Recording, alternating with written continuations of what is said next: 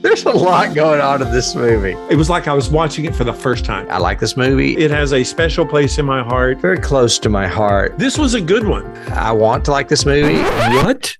Seriously? I loved it. Very flat, kind of boring. This movie blows me away. This movie turns me on. Terrible. It is terrible. All these keys everywhere. Influences, baby. Huge fan. That's it in a nutshell. Yeah, they're dead. They're all messed up.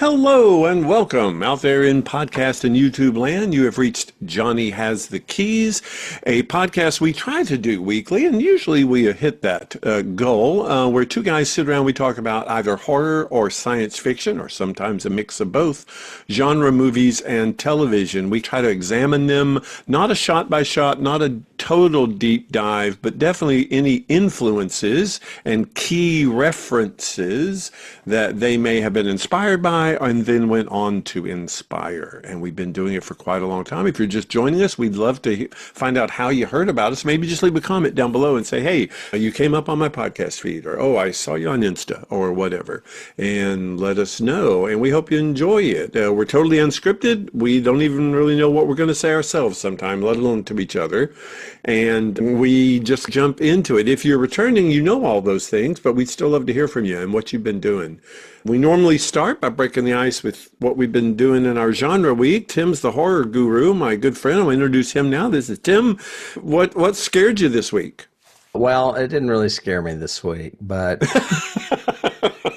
Okay. I decided to go back and watch a movie that I had never seen. And I wanted to go back to the same era as our topic, so I went 1 year shy of today's topic and watched a little ditty called It's Alive. Oh, wow. Who did that? Who's the guy? Larry Cohen. Cohen. Same guy that did The Stuff.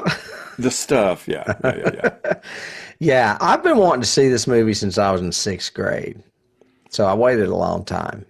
I was not in 6th grade in 1974 when this movie was originally released, but it was re-released in 77. And the reason for that is because it tanked in 74. Then they went back and changed the marketing campaign, and it took off in 77, which is not something they do often, and they don't do it now at all. It took off so much that it spawned 2 sequels. I don't know why. Yep. It wasn't worth the wait, I'll tell you that. I was considering this for our list of movies to cover on our regular podcast, but just after seeing The Stuff, how bad that was a season back, and now watching this, I don't think we really have to cover any more Larry Cohen movies.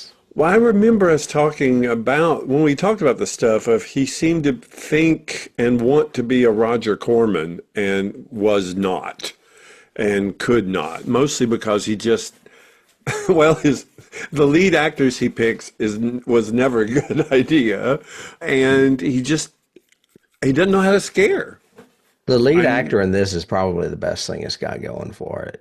And it's not that I don't appreciate. Well, it's like got a baby claw with like 3 talons. Man, the pedigree on this film is incredible. That's why I don't understand why it doesn't work. First of all, it's not that I don't appreciate low budget movies or bad movies. It's just this one doesn't have anything redeeming about it. And like you said, he wants to be a Corman, but instead of building a beautiful set for actors to just walk around in, he would guerrilla filmmake on the go, and it wouldn't be a set. It would be just them running around out in public, and it just wasn't somebody's basement or whatever. Yeah, exactly. Yeah, somebody's house. But didn't Bateen do the makeup? Who did the baby? Rick Baker did the Rick baby. Baker, that's right. Yeah. Right. And Bernard Herrmann did the music.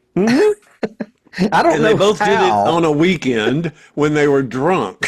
I guess. As I mentioned, it was directed by Cohen. It stars John P. Ryan, who is, like I said, probably the best thing about it. A synopsis is leaving their son with a family friend, Frank and Lenore Davis. She's terrible. Head to the hospital for the birth of their second child, which turns out to be a mutant who kills many doctors and nurses as it escapes. Yep. It's I very remember that scene. preposterous. What you mentioned or what I mentioned is the fact that it has two legends attached to it. I don't know how that happens, but Rick Baker was very young and working on The Exorcist with Dick Smith as an apprentice at the time. And I guess somehow word got to him that they needed a monster baby, and he was like, ooh, I can go do something on my own. And I guess he just jumped over and did it. However, Bernard Herrmann, it's like, were they friends? Why did Bernard Herrmann score this movie? He needed a new house in Spain or something. I don't think the movie made that much money. He needed the paycheck, obviously. Yeah, Cohen wasn't known for paying people. Anyway, this movie scored 65% on Rotten Tomatoes. I would not recommend it, and having finally seen it, my memories of childhood hearsay are much more cherished. Because when you're in sixth grade, all you hear is like, ooh, the blood mixed with the milk. You're in sixth grade. You can't go see an R-rated movie. So all you have is what you hear. Yeah. And that's what I heard about this movie. And that's what I heard about Carrie. They drop pig blood on her. And it's cool to a sixth grader, but no, not going to advise it. Wow, that's sad. My big memories of that are exactly what you said. The initial attack in the hospital room with the blood squirting on like the operating room doors and everything, and somebody going in and just seeing all the bodies, and then the milkman murder. Yeah. Those are the two, like, I guess, tent poles I've always remembered of that movie. But how did it end? What happened? I don't remember nothing. The father ends up trying to save it, and it's filmed in that L.A. thing where they filmed Terminator 2, that very famous thing they film everything in. The Bradbury Building? No, that thing that looks like where a the river water would culvert? be. Yeah, yeah. The aqueduct, maybe? Aqueduct of L.A. I don't know what they call that, but they film a million things there, and he ends up Yeah. running out, and they end up shooting him and killing the baby. Oh, poor baby. And then it has sequels, so I guess there's that. Yeah. Oh, my God. And I think the third one had actual famous people in it. I can't believe we're still talking about this. We got to shut up. This movie's terrible. All right. So you watched a bad horror experience from your past. I watched one that I went to horror because I had been listening to Flanagan's podcast, and he had mentioned Origin of Evil, which was, I think, his second or third movie Ouija. that Mike Flanagan ever did. Ouija, Origin of Evil. But a great cast. It had Elizabeth Razor, who's in Hill House and in a lot of Flanagan properties, Henry Thomas, and then two female actresses for the girls, the daughters. Have you seen this movie? Yes. Okay. I was really impressed with it as a horror movie. It was genuinely scary. The jump scares worked. The layering and storytelling worked. But the thing that got me the most is, had I not even known Flanagan on his reputation and seen previous works, I would have been impressed with the way he directed this movie from one particular thing, which is he kept doing a lot of foreground focus, but in the background something would happen. So like very Hill House. Yes, very Midnight Mass, and very what he's done from now on. But like he would have Henry Thomas in this close-up right near the camera lens, and way back in the back you see the girl, and she's out of focus even. She's not there, but you can see her eyes go white, or her mouth open up in this really weird, distended, evil thing. And you're going, she's right behind you, she's right behind you, she's right behind you. And then he would turn around, look at her, and she'd be totally normal in the cut. And just stuff like that, he created this sense of, he does it in Hush, too. There's a lot of times when she's in the foreground, but in the window back above the kitchen, you see the killer walk by, or a shadow, or whatever. And I was really impressed with his use of frame, and I thought it was really cool. Yeah, I highly recommend going back and watching his stuff. He's got an indie film called Absentia, and I think you Oh, can okay. watch it anywhere now. I don't think it is even. I don't think you have to pay to see it streaming. And then Oculus was probably his first big feature that's not a sequel. Yeah, and I haven't seen that. I haven't seen Oculus. It's good. I I've did seen it hear twice. in his podcast, I did hear that he still owns the mirror. He still owns that prop. That mirror's in it's in all his films. Oh, I didn't know that, but No, it's there like you go. Sam Raimi's car. It's in every Yep. film he directs. Yeah. Nice. Yeah. Okay. But yeah, so I was scared and genuinely scared and liked it. I thought it was great. That's funny that you went back and watched that. I would have figured you went back and watched the Oculus. I was going to, but it was easier to find Ouija. It was right there on Netflix. I went, oh, boom, I'm going to grab it. Okay. So, Origin of Evil. Well, Origin of speaking Evil. of Origins of Evil, and Yes. speaking of movies in our childhood, you actually picked today's movie. I wanted to I mention did. that because I had never seen it. We're going to talk about a little movie from 1973. It was a television movie, wasn't it? It was. Yes. It was made for television. Called The Norliss Tapes. This one has a bit of a pedigree as well. What's his face? Dan Curtis, who did Dark Shadows, which is very memorable to me from my childhood. It was a horror soap opera that was on in the late 60s, early 70s. But we also covered a double feature earlier this season of The Night Stalker and The Night Strangler, which were also Dan Curtis television movies. And this one came out the same year as The Night Strangler. So it was clear with his popularity of The Night Stalker and Strangler, or at least The Night Stalker, they were after him to make more horror movies and bring in more bucks. This one is not as good as The Night Stalker, I don't think. A brief synopsis: David Norliss is a reporter who's working on a book that would supposedly debunk supernatural and occult phenomena as hoaxes. In the process, he meets Ellen Court, played by Andrew Dickinson. She is a well-to-do widow who insists her dead husband has come back to haunt her as a zombie.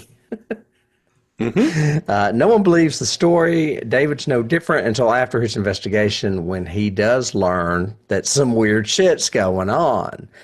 And then the story gets convoluted as to the process of his coming back.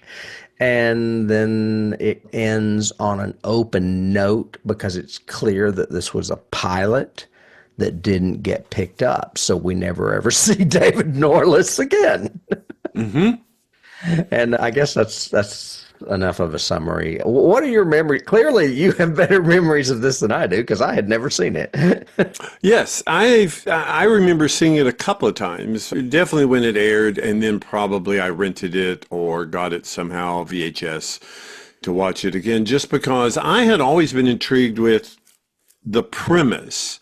It was very early 70s television horror. So, and I think we should say that didn't Curtis actually come from Dark Shadows? That was his thing.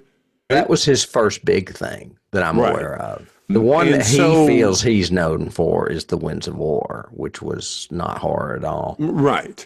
But so he knows television, he knows the process and all of that. But what I was intrigued about was this whole almost even at the time, I said this is like Night Gallery or like Twilight Zone, X-Files. This was before X-Files, but even at the time, thinking that it was a really cool story because the lead has disappeared in the beginning. We get one little teaser of him calling up his agent saying, I need to talk to you, I need to see you. And the agent says, well, let's do it next week. He goes, no, I need to do it tonight. I need to talk to you tonight. And then he doesn't show up. So then our next scene is a week later, and the agent is concerned, goes to his house to find it totally empty and abandoned, not abandoned, but empty, but sees these tapes that are conveniently numbered 1, 2, Yeah, it's very Night Stalker. 3, yes. And puts one in, and now we have the entire movie as a flashback of what happened to Norliss on this one particular adventure, but knowing that there's more adventures coming. And I thought that was a really cool setup. I thought it was a really neat short story approach to television, because this is a fairly short film too. It's made for television, so it's under like 80 minutes, I think. It's very short, and I could not find a decent copy of it. Everything I had was fuzzy looking. Yes. And I read that it came out in a remastered DVD in 2006. I don't understand why that remastered version's not out there now instead of the fuzzy bad copies that are available. Yeah. And it evidently it came out in that DVD, and then they only printed like 12 of them or something. Right. And so they're all gone. Watching it again, I think it falls into the category we've had a couple of times in the past few seasons of my memory of it was a lot better than the facts, so to speak, because it does, to your point, it does lose focus a lot in that second act, and not really sure, and nothing seems to make logical sense. Like, are you killing people for their blood to do what exactly? And but they're not drained of blood yet. The clay has blood. What is going on? So, I think he had a cool idea. Honestly, the feeling out from this was he had a cool idea of this writer disappears because he's been investigating all these mysteries. And it's going to be a mystery of the week show. Okay, good. Well, what's my first monster? A vampire? No. A zombie? No. Maybe, a demon? No. Okay, let's just mix all those together and do something. And that's, and here's my first draft tomorrow. Right. I don't know if Dan Curtis was getting cocky because The Night Stalker did so well. I was reading something before we started today. It was an article on something called Drunk TV where a guy was saying the same things we're saying. He was basically like, this movie terrified me as a kid, but now watching it, it's terrible. And I think one of the reasons is maybe Dan Curtis was cocky after The Night Stalker, because look how indulgent the opening credits of this movie are. It starts with Roy Thins sitting at his desk. Smoking and typing. He's smoking and typing, and it just goes on and goes on. He stands up. He goes outside onto his like deck overlooking the ocean or whatever, and then he turns around for like a sexy shot of him with his shirt unbuttoned, and directed by Dan Curtis. I'm like, I just watched 2 minutes of this guy sitting there, standing up, walking outside or whatever, just to see the opening credits. It's like nothing happens. It's so boring. I've got in my notes, the opening is you're just literally thrown into it, boom, and nothing really happens until 10 minutes into it, until at least we get to the first flashback scene. That's at least something is happening. But and it's also, there's no denouement. As soon as the monster's gone, we're done. That's it. There's no maybe it wasn't that he was cocky. Maybe he was trying to stretch it because he knew he didn't have anything. I don't know. Well, I think that, and also think literally this looks like it was filmed in like 4 days. I didn't research the production of it, but it literally looks like, which is a shame because I've always liked Roy Finnis. I thought he was a very underrated actor at the time because he's kind of monotony. He's a very William Hurt kind of actor. I always thought he was British. I didn't realize he was American. Yeah. So I've always liked him. I liked him on The Invaders, of course, and that was really a fun weekly sci-fi show. But he's wasted in this one. And Angie Dickinson is terrible in this She is film. awful. I couldn't believe how bad she is. And I'm going, is she on drugs? What is wrong with her? Why is she so bad in this? She's hysterical. Because we did Magic. Was it this season or last season? Last season. Last season. And she obviously can, but she didn't. She's not in Magic. Wait, isn't that her? Yeah, that's her. Angie Dickinson? No, that's the other one. You're thinking of Anne Margaret. She's Anne wonderful. Margaret. Anne Margaret is good. Yeah, Anne Margaret would have been good in this, maybe. I don't know. But Anne Margaret is known more for movies. Angie Dickinson's known more for television. Yeah, and she's not good in it. I do like the music in this, and I wanted to look it up and I didn't, but I'm thinking the music composer had to be the same one as Dark Shadows. It had a lot of those same really maybe. low tones and short builds and really good music scoring. And it also sounded like Kolchak. So I'm not surprised if it's actually stolen from Kolchak in places. Oh, that would not surprise me at all if he cannibalized stuff. I think he did. Yeah. I think he repurposed some of the stingers from Kolchak, the Night Stalker. Yeah. I always like the music of Dark Shadows. That's why I'm looking it up, because Me too. maybe it was the same guy. But I don't want to kill time. I don't want to. Well, some of my production notes, and then we can do scenes. Sure. This was written not by Dan Curtis. So if we've given the impression that he wrote this, no, he did not. He was just the director of it and the producer. It was written by William F. Nolan, who also wrote Logan's Run and Trilogy of Terror and Burnt Offerings. So not a terrible writer, not a great writer, but not terrible like this. But supposedly based, and I'd never heard this until I researched, based on a novel by Fred Mustard Stewart. That's his real name. I know. That cracked me up when I saw it. Called the Mephistopheles Waltz, I guess. I'd never heard of that novel before. So yeah, there's that. And the original title was Demon. I Like did we say said. that the original working title was Demon. The guy did do both. His name was Robert Colbert. Robert Colbert. Okay. So He did Dark Shadows and this? Yeah, he did. Yeah, makes sense. Sounded very similar to it. Low tones. Yeah. Go ahead. Well, last season, I believe it was last season, we covered another Dan Curtis project that I like, and it's Burnt Offerings. It was a theatrical release. A lot of people, according to you, in a conversation we had last week, love this movie and remember it, I guess, from their childhood. Didn't you tell me you saw it? Oh, yeah. It was on a best of list. Oh, yeah. Yeah. William F. Nolan co-wrote that as well. He was known for writing books. We talked about him during Logan's Run. He's one of those writers I used to see all the time at conventions when I was talking to people like Richard Matheson, Harlan Ellison. William Nolan was always there too. Okay. I distinctly remember him. And he died recently, like during COVID maybe. He lived in like the Pacific Northwest. Anyway. Well, this was set in Seattle, so it makes sense. Yeah.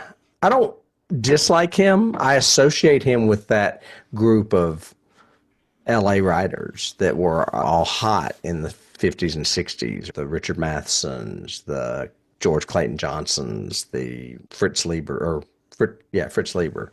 Those, I just associate It just seems to him me with those. that Nolan's screenplays, like Logan's Run, I think we said the same thing.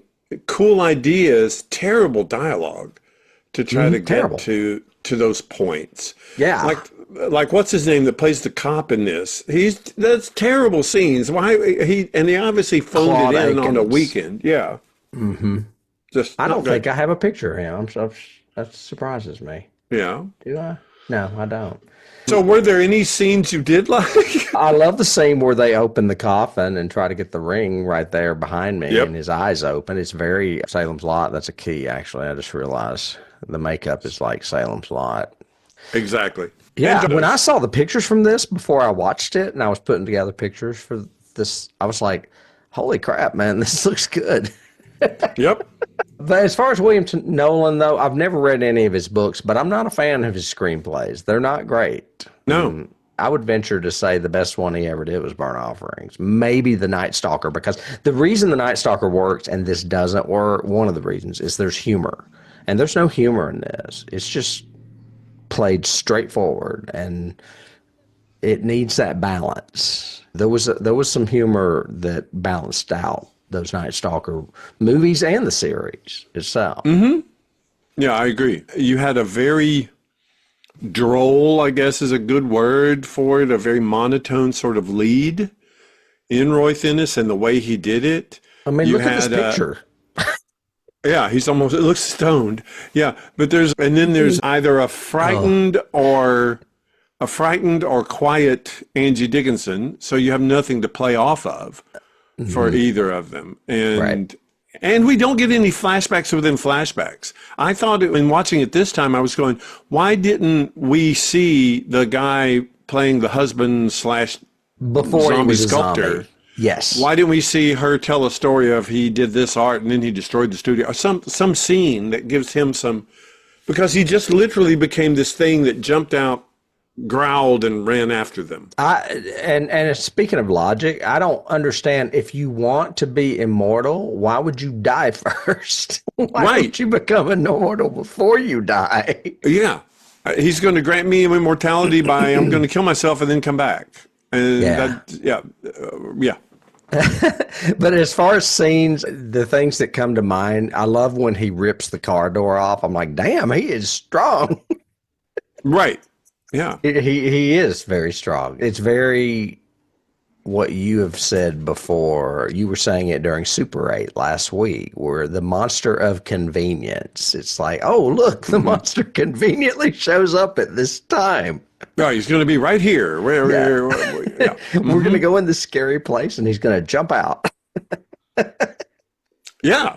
From the truck driver to the girl in the shower, all of it. It was like, what? Wait, is this guy everywhere? Yeah. So, yeah. What about you? Do you have any scenes that count?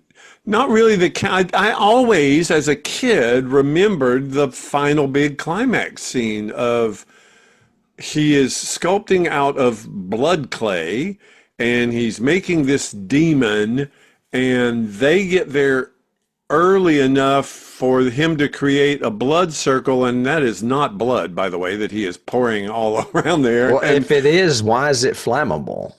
Well, and that's the other thing, too. I didn't know blood was flammable. And second, it's the hugest freaking blood circle in the world. It's like 18, 20 feet across. But anyway, I always remembered that scene being really scary. And I watched it this time and went, not at all. Not even the design of the demon. Nothing is scary in this. I did like the contacts that they used for the splatter. Yeah, very Salem's Lot. Yeah. Very Salem's Lot. But that would be the only scene. And then in my notes, I've got, well, the Rain Union obviously got kickbacks on this movie because there's so many scenes in the rain. So many scenes in this, it's raining. Well, it's in Seattle. Correct. But yeah. Seattle via Southern California. It's like that John Carpenter movie, Prince of Darkness. Oh, yeah. Like it was filmed in Pasadena, but it's really Seattle. Any other scenes? No. There's no other scenes. I can only think of that scene where he's in the opening credits because he's just sitting there doing nothing. Yeah. You would think that there would be more dynamic with him, even if they'd thrown in a semi-romance with her or something, but there's no levels to anybody in this. The cop is a one note all the way through. Norliss is a one note all the way through. He doesn't go from getting, oh, I think this is all debunked, to getting actually scared, to actually believing. We don't see that progression, which seems like that would be the big deal of this one. Of I'm not, I won't say non-believer. I'm Scully. Well, correct. And I don't believe this, so I'm going to write a novel debunking all this. But slowly, as you start getting into it, you realize there are supernatural forces out there, and there are things that you can't explain, and and your belief system starts changing. But we don't get any of that. Yeah. Now, I think Chris Carter saw this because Chris Carter was a big Dan Curtis fan as far as The Night Stalker. But I guarantee. He knew what things need, and some is humor, some is balance, like the skeptic versus the believer, like Scully and Mulder. He knew how to make something like this entertaining. I wonder if I can't remember because I can't remember all the X-Files episodes, but it wouldn't surprise me if he did an homage to this somewhere. Oh, I bet maybe. Yeah. Well, remember there was the sculptor one. There was a sculptor one. Yeah.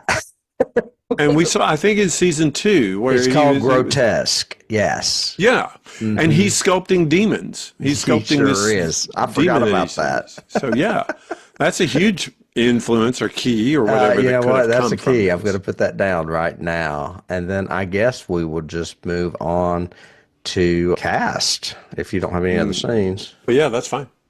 Well, You're saying Roy Thinnes. I went and said, how do you pronounce this to Google? And they pronounce it Thins. So Okay, sure. I don't know if that's how you pronounce it or not, but I'm going to go with Roy Thins as David Norliss. Go with that. He's still around. We recently saw him, most recently, if you listen to us over on Patreon, where we do X-Files Declassified, the season finale of season 3 is an episode where Roy Thins plays a recurring character named Jeremiah Smith. He has done movies, though. He doesn't just do television. He was in A Beautiful Mind, that Russell Crowe movie that was very popular with the Oscars a few decades back. He was in Airport 75, which is my favorite airport movie, with Charlton Heston and Karen Black saying, I can't fly this plane.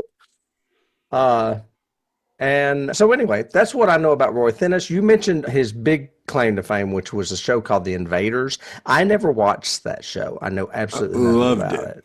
Thought it was great. It was basically, he was the only one that was aware that aliens were invading the Earth, and it's almost like Body Snatcher. They were able to impersonate people. And so he spends the entire series either trying to chase them, prove them, everything else. So it was from what I remember, I also remember this was scary, so who knows. From what I remember, it was a really good, scary, science fiction-y sort of thing. I always remember one of the traits that he could see in them and know that they were aliens was they could never bend their pinky finger. It was part of, so when they would pick stuff up, it was always sticking out like a gun. Their pinky was always sticking out. And I used to do that when I was in school. I would say, I would just because I'm an alien. I also remember him from Journey to the Far Side of the Sun. It was a science fiction British film, I think, that came out in 69, 70, 70. I think it's on our list. It's really good. It's very British science fiction, if that makes sense. I always thought The Invaders was The Invaders British? No, The Invaders was American. It was all. I know. I don't remember who actually produced it, but that's why I always think he's British, I guess. I also had in my notes that he did a bunch of episodes of the revival of Dark Shadows. He did. He was cast as Roger Collins and Reverend Trask, which I don't understand because Roger Collins was not. They did double cast stuff in the old soap, but the guy that played Trask was a different guy from the guy that played Roger. So I'm kind of confused as to why he played both in the revival of the 1991 Dark Shadows. The one with Ben Cross. Yeah, he was in that. But so he was friends with Dan Curtis, obviously. Obviously. Yeah. And his name can be Thins, or I always just said Thinnes when I was a kid, but it may be Thins. It may be. Sometimes I go to Google if I have time and ask them to pronounce something, and they'll pronounce it, and I'm assuming that's the correct pronunciation. For all I know, the AI may have it wrong. I don't know. All right, we'll go with that. Yeah. Secondary is Angie Dickinson. She stars as Ellen Stern's Court. You probably know her best from Rio Bravo. You told me that's one of your favorite John Wayne movies. It is. It is one of my favorites. America knows her best as Policewoman in the 70s. Policewoman. Television. Back when they couldn't think of creative titles for television shows. Right. Police Academy, Policewoman. Yeah, she was on that show for several years. Then she jumped back into movies and had a brief bit of fame with Brian De Palma in Dressed to Kill. I remember that. And Michael Caine. That's a really good movie. I like that movie, actually. She was once married to Burt Bacharach. I did not know that. And she had an on-again, off-again relationship with Frank Sinatra. I did not know that either. So there you go. Angie had it going. That's all I really have on Angie. I do remember her from a movie called Big Bad Mama with William Shatner. She did some exploitation. She definitely did a few of those. It was, there was like a sex scene with her and William Shatner with they were showing a lot of skin. I remember that. Yep. Not that I would be watching something like that. You would never. Never. Don Porter was Sanford T. Evans. I can't remember who that is. Is that his boss? That's the editor. Yeah, That's his editor. boss. He was in She-Wolf of London and Night Monster. Ooh, well, I never heard of either one of them. nope. Claude Akins is another familiar face. He plays Sheriff Tom Hartley. He was in everything, both television and movies. He was in Inherit the Wind. He was in Rio Bravo, which I just mentioned. He was in the Caine Mutiny, which I watched a few weeks ago, and then tons of television. Everyone will recognize him. If anything, he usually played a sheriff, which is funny because he's a sheriff in this. But he was on BJ and the Bear as a sheriff as well. Always a tough guy. Always a tough guy all the time. Yeah. Yeah. Michelle Carey played Marcia Stearns. She was on the Wild Wild West, recognized her. Vanetta McGee was Mademoiselle Jekyll, if I'm saying that right. Jekyll. She's the one that gave him the idea that he could become immortal by sculpting a sculpture with human blood in it. She was in... What's that? The Ring. And the ring. Was, yeah, he had to wear the ring. Scarab ring, like that's another click key. Repo Man, she was in Repo Man, but she was also in Shaft in Africa, which cracks me up because I actually just watched the original Shaft the other day, and that movie is terrible. Yeah. So bad. And it was on Turner Classic Movies. And then another familiar television face that was in here is Robert Mandan, played George Rosen. Yep. Most people would recognize him from the series Soap. I saw him on TV a lot growing up, but he was also in Best Little Whorehouse with Dolly Parton and Burt Reynolds. I don't really think any of the rest of this cast is worth mentioning. I had two. Stanley Adams is in this. He was the truck driver. I see that. That is Cyrano Jones from Trouble with Tribbles. It's the same actor. Stanley Another Adams. television actor. Yep. And I didn't know this. I was looking at the cast list, but Hurd Hatfield was in this. And that's Dorian Gray. It is Dorian Gray, and I meant to mention that. Somehow there he is, right there. I said, oh my God, Dorian Gray. Yeah. I knew the name just because when we had covered that movie, that name is so unique. It is, and we were like, what else has he done? And we couldn't find anything, and now here he is in this movie, and his face still makes no expression whatsoever. Nope, none at all. No, he's just not that great. Not at all. Okay, that's what I have for cast. For awards, this is going to take a while. Oh, no, wait, sorry, there are none. And it is not on the 1001 movies you must see before you die list. You're supposed to laugh at that. That was a joke, David. It was. There are none. We know. Did you have any other trivia you want to talk about before we move on to keys? Because I have thought of some keys, actually, while we were doing this. It's kind of weird. No, I just, like I said, no real production stuff on it. In researching, I did find The House, which they obviously used as extensively as they could and made it like the secondary scenic thing, was used in 2 different episodes of Night Stalker. So I guess the big mansion on the hill sort of thing. It's a friend of Dan Curtis's. Yeah, obviously. Hey, Bob, can we shoot at your house tomorrow? Yeah. Oh, yeah, cocktails at 7. Yeah. Right. And then just some watch notes. Like I said, the Rain Union got a huge kickback, obviously, because there's lots of rain in this.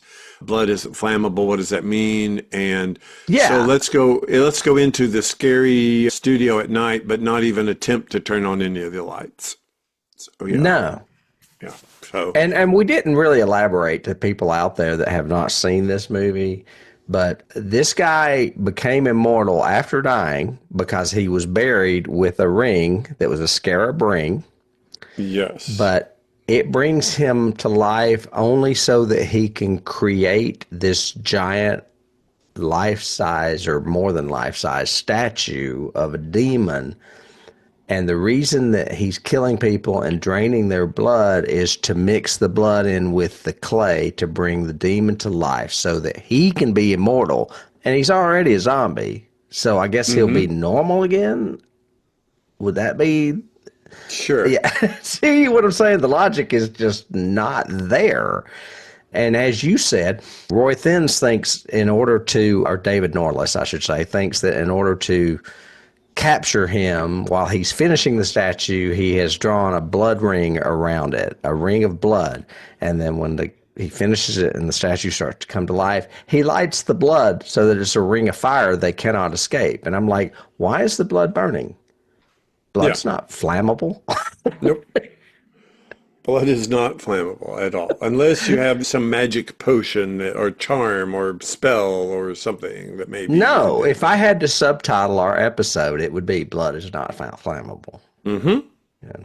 Anyway, so that's a little bit of a background for you folks out there that I know you're dying to watch this movie now. Yeah, and the blood circle in prisons, I guess, the demon and Croft, the sculptor, zombie, vampire thing, and then the entire place burns down. There is old witchcraft lore where you make a circle of sand or whatever, and it keeps you protected from somebody getting you. But this made no sense, the flammable circle of blood or whatever. Yeah, that comes up a lot in Buffy. That comes up a lot in other spectral or incantation witchcraft type movies where you make a circle out of salt or sand or something that helps with the spell or not. Well, that's but there a good wasn't segue any to keys. spell involved in this. This was very... it's convoluted. We have these people start dying and they're missing blood, so we think it's a vampire, but it's not a vampire. He's not drinking them. He's stealing their blood to mix with his clay. So is he a zombie? He just needs a lot of it. Or not? Yeah. Yeah. Because he's building an 8-foot frickin' demon. So, yeah.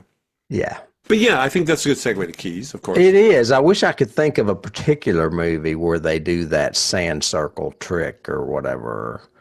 You mentioned Buffy, and Buffy would be a key because it was just a horror series. So would Night Stalker, now that you mention it. Yeah, I think any of those, I've got those 4 listed. So Buffy, Night Stalker, Night Gallery, X-Files. All 4 are... not necessarily Monster of the Week, but yeah, pretty much Monster of the Week. Night Gallery is probably most appropriate considering it's a sculpture. Yeah, and Night Gallery had the same aesthetic as this. This is a very television aesthetic in the way they shot it, the way they did it, everything, and it looks like early 70s television. Yeah. And so did Night Gallery. So I said Pickman's Model. Uh-huh. Because that's another story that involves art and supernatural. It's an H.P. Lovecraft story. And I actually have Pickman's Model and very Lovecraft in general, even in some of the dialogue lines like, I'm afraid to write this story. You could have played a lot more into that because that's a very Lovecrafty. Yeah, it's a very Lovecraftian story. So. Yeah, as far as a direct Curtis reference, I would key The Night Strangler. Because it's basically the same story. Exactly. They set you up to think it's a vampire again when it's actually somebody that's trying to stay immortal. Oscar Goldman from $6 Million Man. Yep. Yeah. It's a good thing we saw that recently. I mentioned Salem's Lot. The makeup on this dude is very Barlow. He's not as ugly, but he's definitely blue with yellow eyes. Yeah, he reminds you of the bus driver too, the one that's going, "Hey teacher," or whatever. Oh, Jeffrey Lewis, yeah. Yeah, blue and glowing eyes. But he's not the bus driver, he's the gravedigger. Gravedigger, yeah, that's it. In the rocking chair. I've got a couple from movies. One is Psycho. The hotel shower scene in this is very Psycho reminiscent of the girl motel going in, getting in the shower, and somebody attacks her in there. He comes through the window, doesn't he? Yep. Yeah. Yep. All she does is open the curtain, and he's right there outside the glass. Yep, just right there, and decides to jump through it too. And he's like posed to be scary. Yeah. And then, ironically, because I had seen it for my prep or in my week, Ouija 2. Ouija 2, the lead character in it is a mother who has a daughter, and both of them are claiming to be psychics, and they're both charlatans. They're both teasing people and not doing it, like the Von Nett character was. Okay. So, very similar to that. Yeah, he's much more ghoul than vampire because he's doing the bidding of the demon. I've got the golem, or golem, however you say it. Yeah. Oh, that's great. Well, that's just an old horror lore. It goes back to the silent films. The original Golem was a silent film, and there have been reinterpretations since, most not good, including It with Roddy McDowall that I mentioned not too long ago. And that's a Jewish myth, right? It is. It is. Okay, yeah. And there's a Golem. Well, I just recently watched a Golem movie called Oddity. I talked about it a few weeks back, I believe. So anyway, those of you out there, I've got in my notes, I've got a reference to Halloween, All of the Body Finds, and I'm assuming, I don't even remember what that reference is. Does she find a bunch of bodies all at once, or does he find a bunch of bodies and pieces all at once right before the climax? I don't think so. I don't know why I've got that in my notes then. Never mind if that happens. It doesn't if you do sound see like something that we would have seen back then. Yeah. On television, that doesn't sound right. Oh, it no. Like, yeah. And then my last one is one that in retrospect, thinking about when we plan our seasons and when we talk about pairings and stuff like that, I should have made it a double feature with this because it would have been to me, an example of the other side of the coin. But a few years after this, and obviously influenced by it, was a film called Spectre, Spectre. And it was, again, a pilot, a made-for-television pilot. It came out in, I guess, late 70s sometime. But it was written and produced by Gene Roddenberry. And Samuel Peoples wrote it. And it involves a psychic investigator and his best friend / assistant, very Sherlock Holmes and Watson-y approach, but they only investigate supernatural elements. And in that one, they're investigating a guy who is supposedly trying to raise a demon. And it's a great movie, and I have seen it recently within like the past 5 or 6 years, and it still holds up. And it actually is scary and has some really cool stuff to it. And I should have paired it with this, so we would have had a good... I think I watched it because you told me about it, but I don't remember it being that great. Well, it's not incredibly great. It's scary for television back in the 70s. So it's got Gig Young in it. Yeah, Gig Young is the Watson. Robert Culp is the investigator. Okay. And the villain in it is John Hurt. John Hurt. It's got Majel Barrett in it. No surprise there. She's Mrs. Gene Roddenberry. Of course. Yeah. Yeah. But I saw it fairly recently, and it still holds up. It's still pretty scary, but it's the same thing where every week we're going to investigate a new case, and it's going to be somehow supernaturally related. And the big deal in that one, the arc in that one is evidently in the past sometime he has been injured, and we see this, he holds up his shirt in one of the opening scenes, and we see this scar there that is developed, but it still looks really infected and inflamed and everything else. And his friend says, is it getting worse? And he said, yeah, it's getting worse. We've got to find the blah, blah, blah. So the overarching story, according to Roddenberry, for this season was going to be him trying to cure himself, in addition to fighting the monsters of the week. Sounds like X-Files. Yeah, yeah. I love that. So, yeah, so that was I definitely think I could see Roddenberry seeing this going, ooh, I could do that. Yeah, we could do a monster of the week thing. So Roddenberry was a little bit better. I will say that there is a Dan Curtis 70s television movie we have not covered that is definitely worth covering, and it is Trilogy of Terror, because not only is it Dan Curtis and William F. Nolan, it's based on stories by Richard Matheson, which makes it a little better, gives it a little more cred. Oh yeah. and the Karen Black sequence in that is great. It's very night gallery woman alone being attacked. Well, she's in all of them. She plays different characters in all three. Oh, that's right. She is in all three. But you're thinking of the Zuni fetish doll, which every child that saw that on television remembers it. Oh my God. Terrifying. Yes. No. The knife coming out of the edge of the toilet or underneath the door. No. Or the suitcase, trying to cut out of the suitcase. Yeah, cut itself out of the suitcase. I was going, oh, hell no. No. Yeah.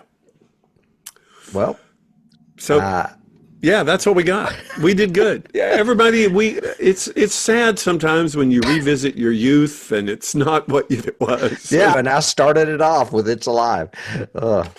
And this was my suggestion because I wanted Tim to do this movie, and I've wanted it for like a few years now, and he finally picks it, and it's like, okay then.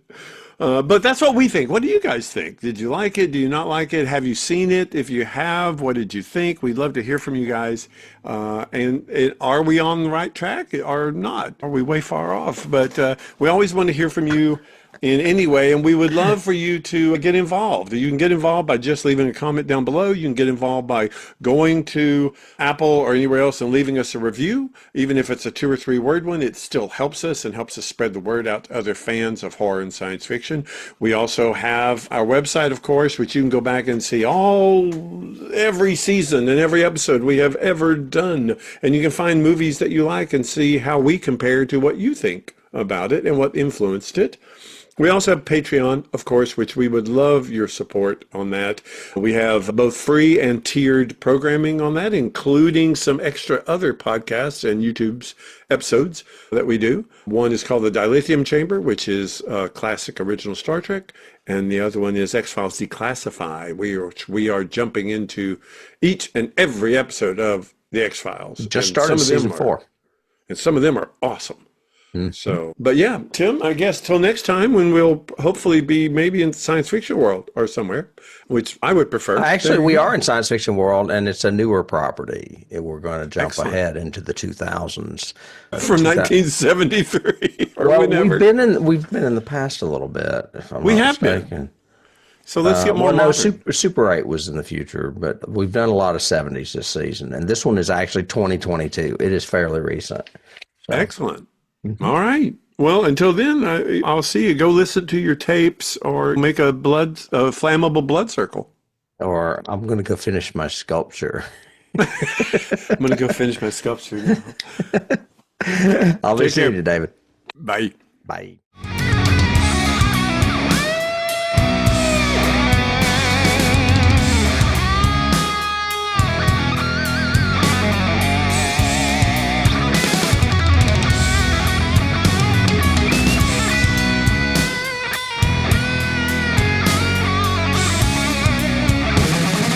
Can't start the car. Johnny has